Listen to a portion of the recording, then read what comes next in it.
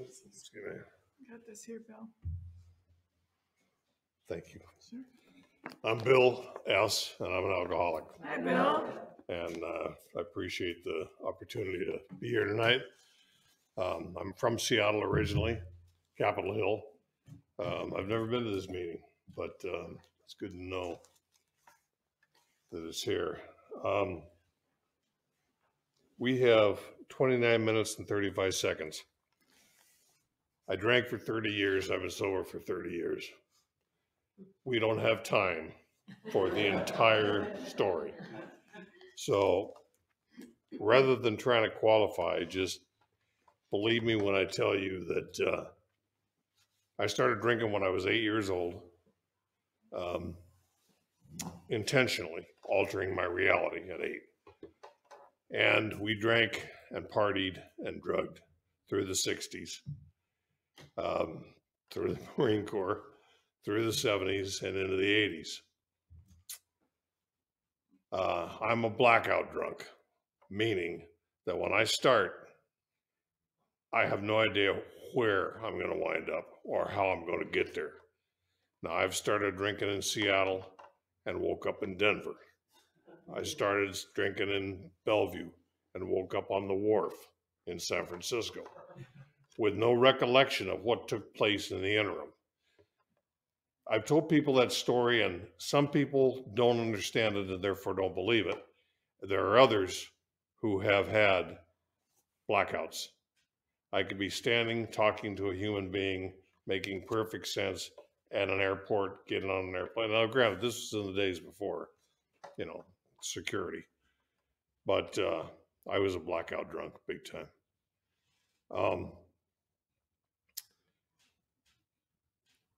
In 1984, my family, my sainted mother, as Stephen referred to her, and my brothers and my children and my wife at the time and my employer and everybody had had enough of me.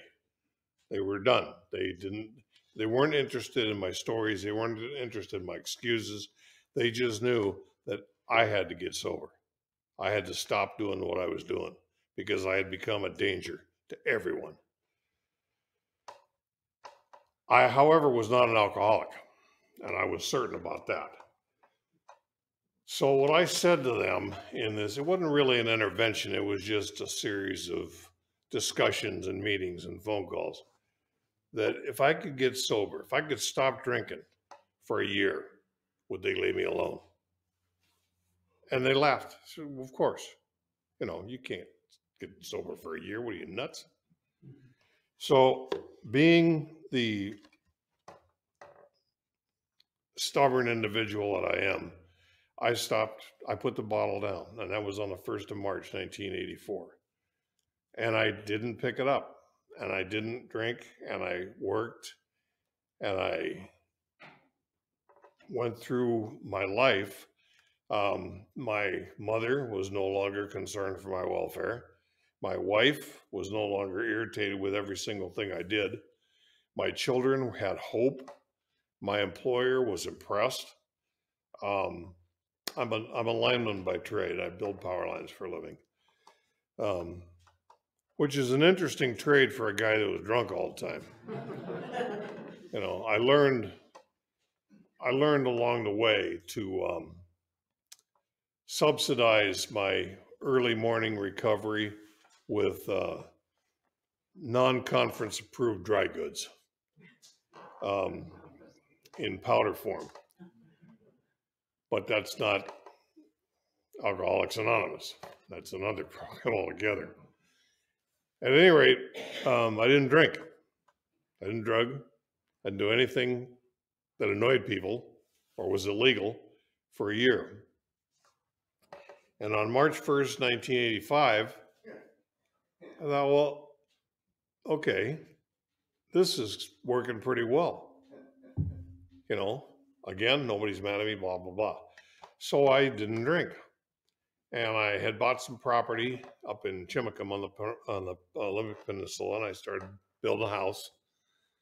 And we went through that spring and summer, and I didn't drink. and I worked, and I built the house, and everything was going along fine. My brother, my middle brother, was living in China at the time, and he had become engaged to a young Chinese woman, and they were going to get married in the spring of '86. And they asked me to come to the wedding. They asked me to come participate in the wedding. So I did. I showed up in Taipei, Taiwan, China, Republic of China. And my mother was there. My younger brother was there. Kids were there. Nieces were there. Everybody was there. And I informed everyone that I met that I didn't drink. So there was no problems, no pressure. And they went about getting ready for the wedding and carrying on. Anyway, that day they were being married on the 1st of March, 1986. 2 years to the day after I'd put the plug in the jug. There's a saying in China that could loosely translated into live long, have a good life, toast, salute. It's called ganbei. They say ganbei in the drink. So here's how my mind worked.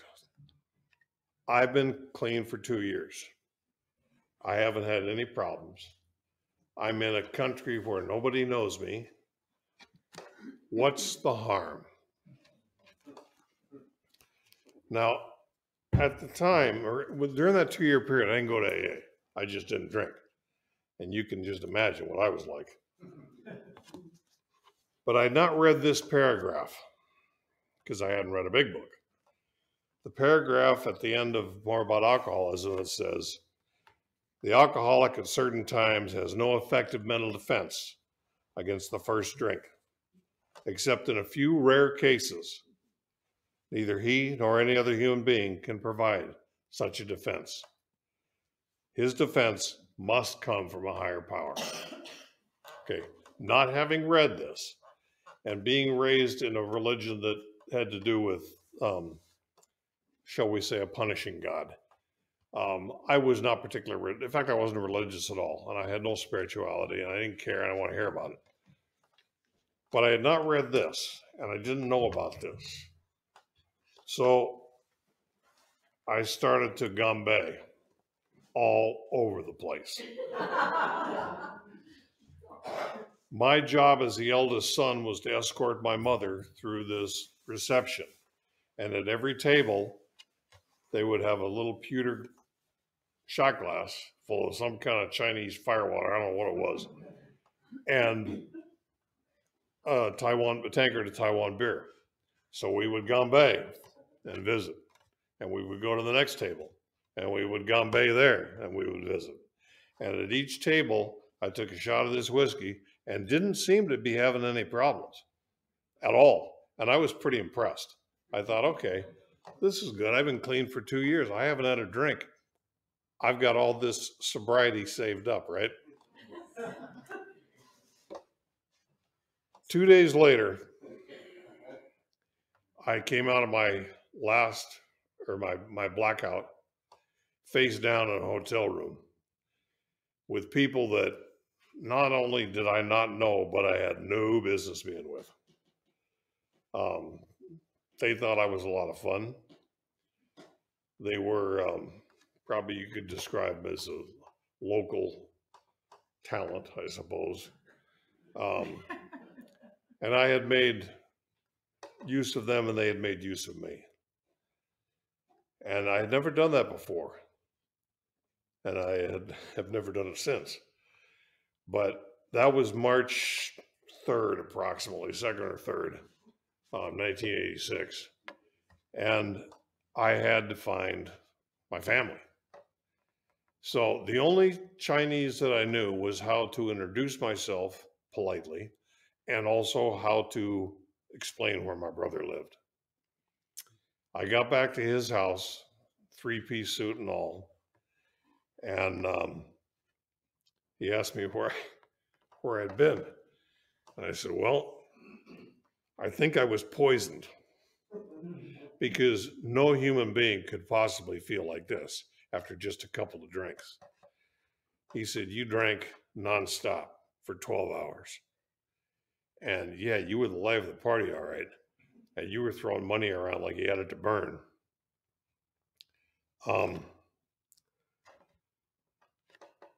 I will fast forward. That was in 1986. For the next 6 years, I drank and drank and drank. And I drank my way and I drugged my way through that marriage. It ended. The children were gone. They were with their mother. And the only thing I had left was my occupation. Now, again, if you're going to be a lineman for a living and you're going to drink like I did, you have to have assistance to get going in the morning. So I would start every morning with a couple of lines of non-conference approved dry goods. And this went on and on and on. And sometime in May of 1992, my body gave out. My buddy who I worked with every day and who would watch me deteriorate called me. And he said I just talked to him the other day. He said, I don't know exactly what was going on, but I knew you were of Irish descent and you were speaking Lithuanian that morning. And I knew you were in trouble. So he came over to Lummi Island where I was living at the time and picked me up and took me back to his house. And that was about 9, 10 o'clock in the morning on a Saturday morning.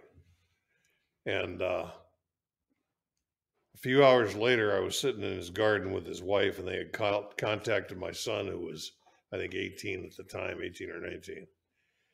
And I started to go into the DTs. And I started to shake, and I started to crawl.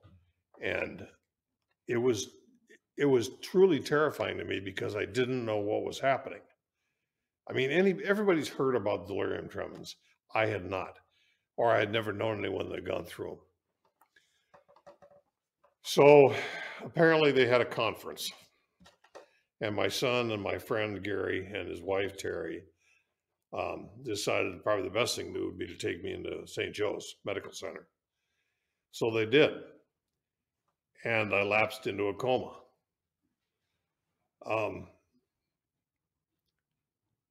I don't know exactly what was going on, but I do know that I could hear them talking about me as if I wasn't there,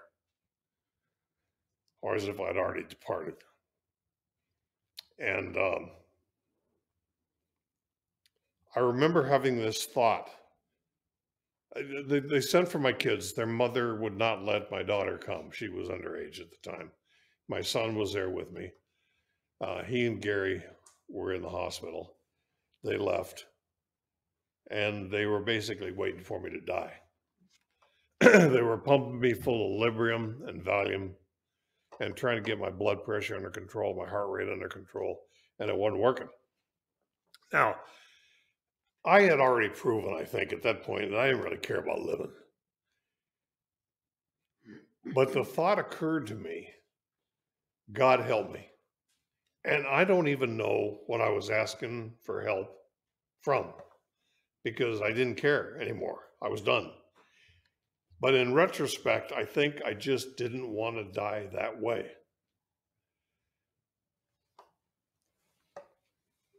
Anyway, the next thing I knew, I came out of my last blackout. It was June 1st, 1992. I was in a room at the Sundown Ranch in Selah, Washington. And the birds were chirping, and the sun was shining, and the flowers were blooming, and it was beautiful outside. And I was in a clean bed, and there was no shackles, no handcuffs. I didn't know where I was or how I got there, which wasn't unusual. Let me back up a little bit. One thing I had learned along the way was if you are going to do the things that I did, if you're going to drink the way I drank, you don't wake up or come out of it and start asking people, where am I? Because that's a ticket straight to the nut house. But what you do is you go to a newsstand and find a newspaper, because that tells you the two things you have to know: what day it is and what town you're in. And I had done that in San Francisco and Denver and a number of places over the years.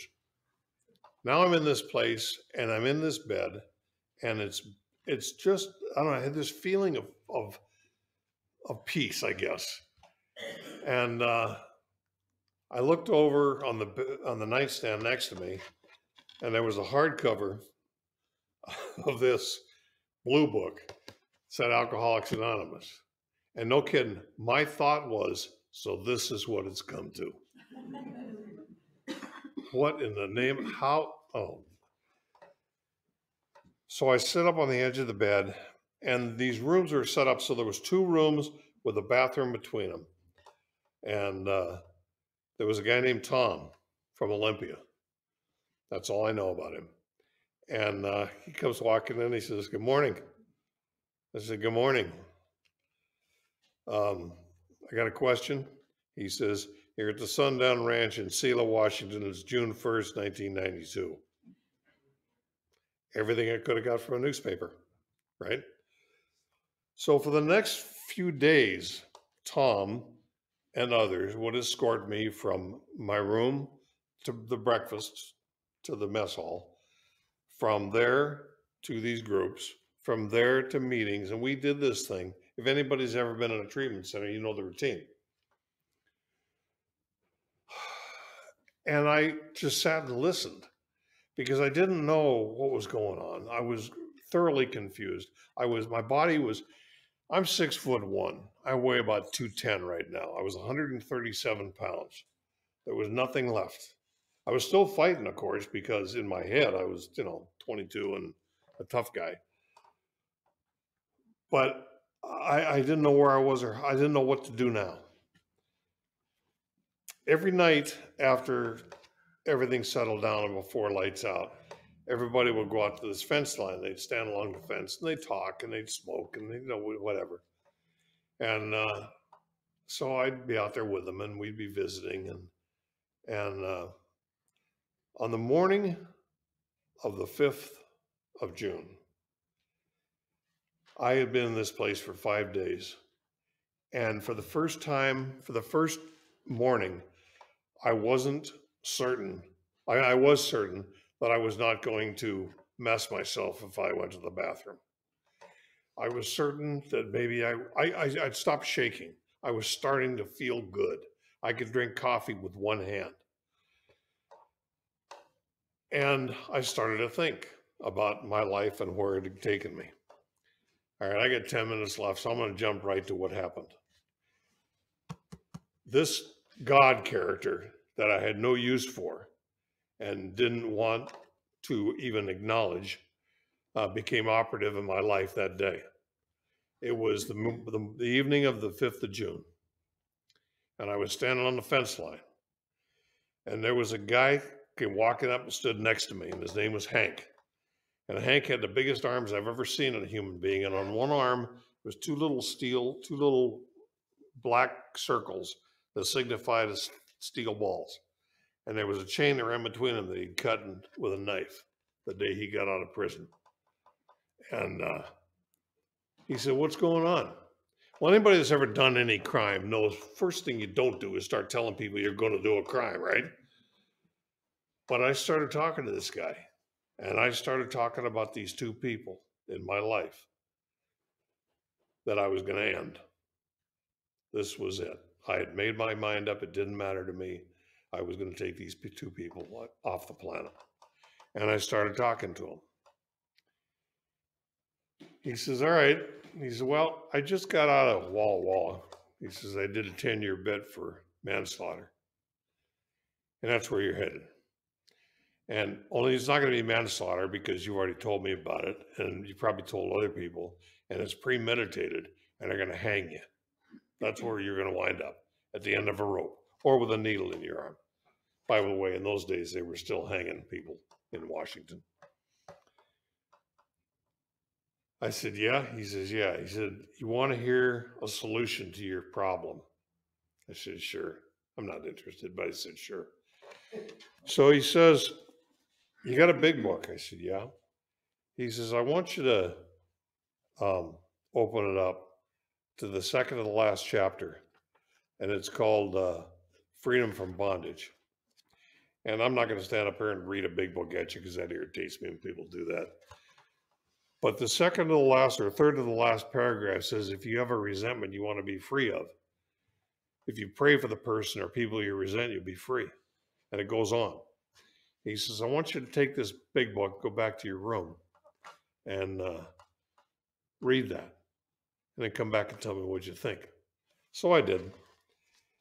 And I read this chapter and I looked at this paragraph, I looked at it and I went back out to the fence line. And Hank was standing there and I told him, he said, you read it? I said, yeah. He said, what'd you think? I said, I think it's the stupidest thing I ever read in my life. He said, all right. He said, I want you to read it again.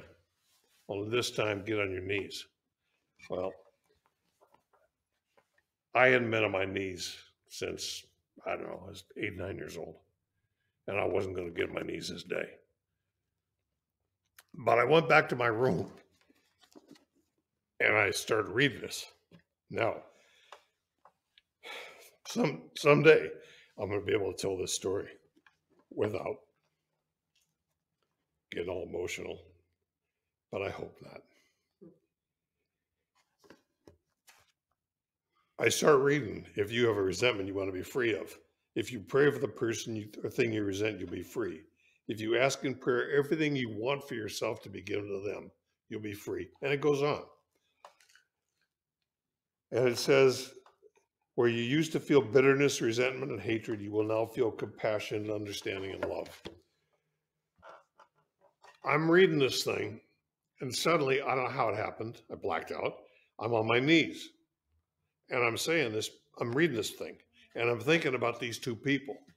And I'm not kidding when I say I was this close to ending their lives as soon as I got out of there. And I had the background, I had the knowledge, I had the ability, and I certainly had the intent. And I started thinking about them as I'm reading this. And suddenly, I start to cry. And I don't mean like a couple of tears running down my face. I mean, as they say, ugly cry. I'm blowing snot. I've got running down my face. I can't breathe. And I don't know what the hell's going on. I don't understand this. I'm completely lost. But I got through it. And I thought about them. And I started to pray for them. And I started to pray for them by name. And I started asking God to not only relieve, I didn't know about bondage of self at the time, but to relieve this incredible hatred that I had. So as this is occurring, I can feel, if it were a film, if it were a cartoon, you would be looking at this guy on his knees, blubbering and crying and blowing all over the place, and you would see the ugly and the hate and all the resentment, all the awful shit in my life leaving my body. I didn't tell that story for years because I thought you'd lock me up, because that's crazy, right? But my sponsor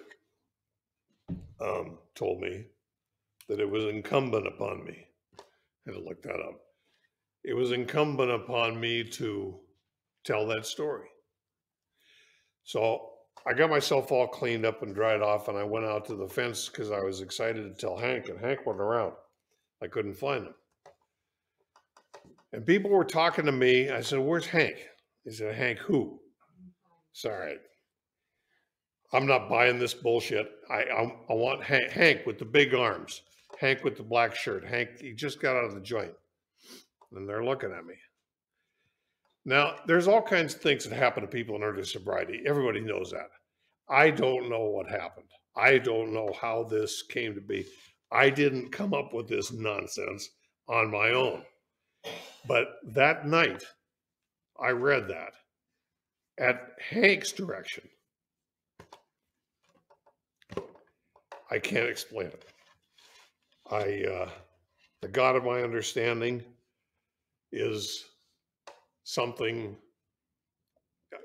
I can logically argue the existence of God with anybody.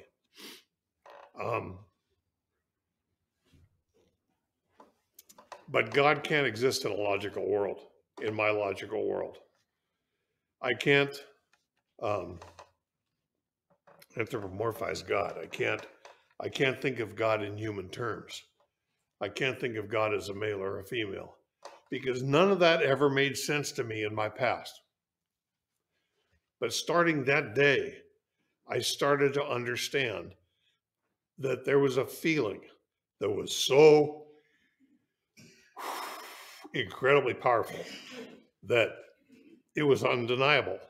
And if you could get a man like me, who was a drunk and a drug addict and a brawler and is so full of hate and anger and rage and revenge, to suddenly start thinking of people as if they had worth and I had something to contribute to that life.